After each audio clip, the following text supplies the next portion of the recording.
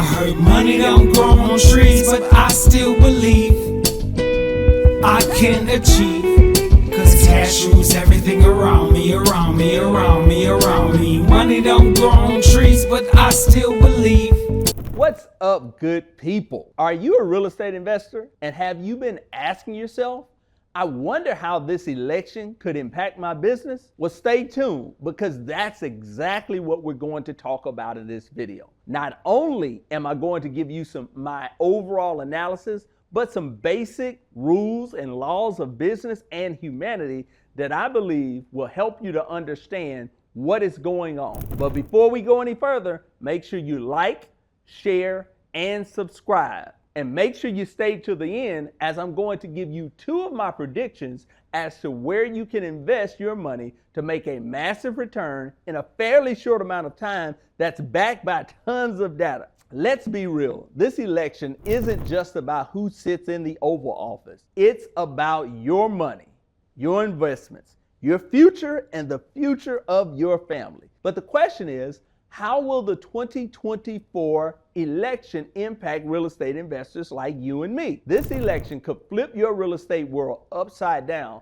but only if you're not prepared. So stick with me and we'll navigate the choppy political waters together and turn potential pitfalls into profitable opportunities. But before we can talk about what's at stake during this election, let's talk about two basic laws of nature and business that you need to understand, which should help us to predict the future, if you will. Law number one is self-preservation. People naturally want to protect themselves. Just like how we instinctively avoid touching a hot stove, politicians are wired to secure their position. So think about it. A president's survival, in office at least, it hinges upon them keeping happy voters. And what's the number one concern of most Americans? According to numerous reports, it's the housing cost. Whether you are a renter or an owner, those big monthly payments are a big deal. For most people, living expenses are the biggest monthly expense that they have. So it's no surprise that presidents, regardless of the party, they will push for policies that lowers the financial burden of housing.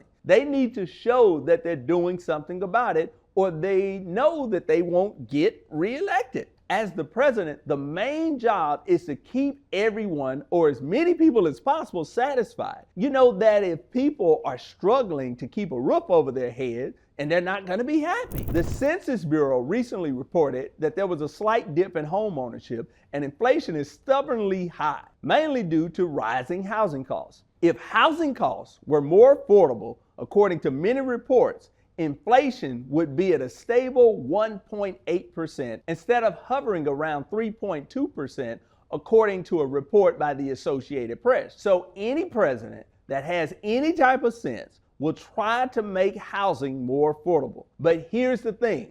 It's not about what they promise and really what they desire. It's about how they deliver. My dad always told me, he said, boy, there's more than one way to skin a cat. So the question is, will they cut taxes for big builders and developers?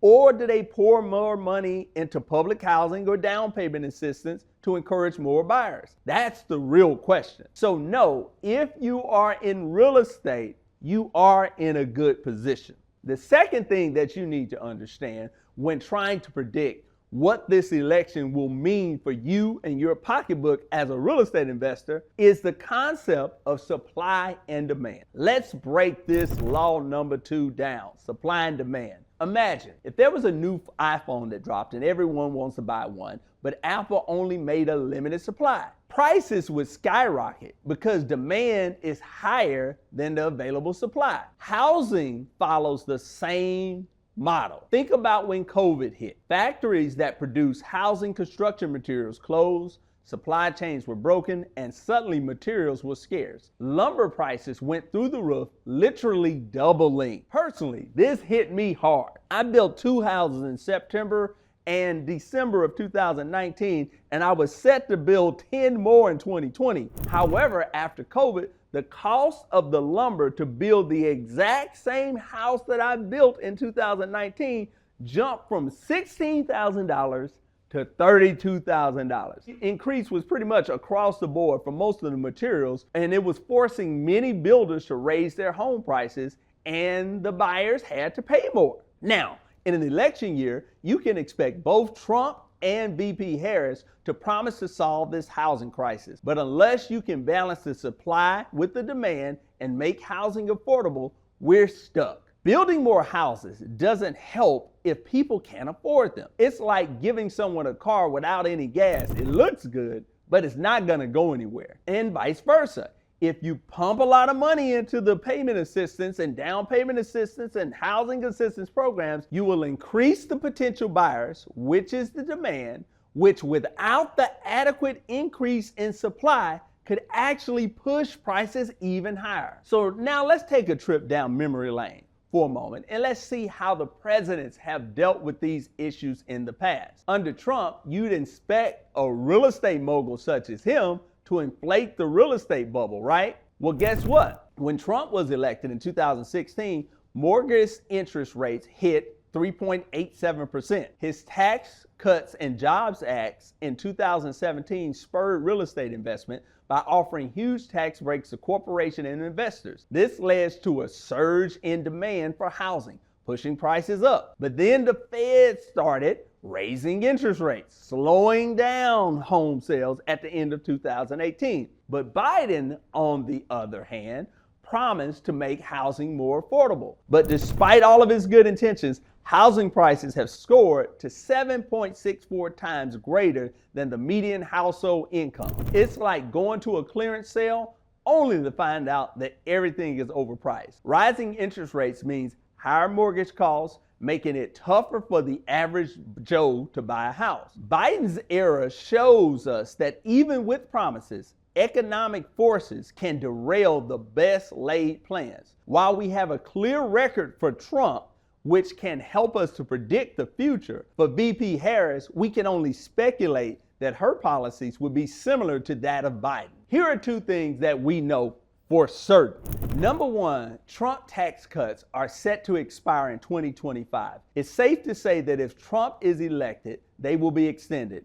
And we can see what that has already produced. Huge tax breaks for real estate investors, more buildings with increased demands and increasing prices. So if the price to buy is high, more people are likely to rent, which is good for landlords like you and me. Really, all of this is good for real estate investors. So the number two thing that we know is that the role of the Fed Chair Jerome Powell is critically important. Historically and traditionally, the role has been separate and totally independent from political bias, or so we say. Now, we know that the Fed Chair is a person and that people have relationships and belief systems that may cause them to lean more Democratic or Republican. But in theory, they're not led by philosophical beliefs, but what is best for the economy based upon the data. But Trump has made it crystal clear that he's willing to use his power to sway the Fed Chair to whatever he deems to be best for the country, which would be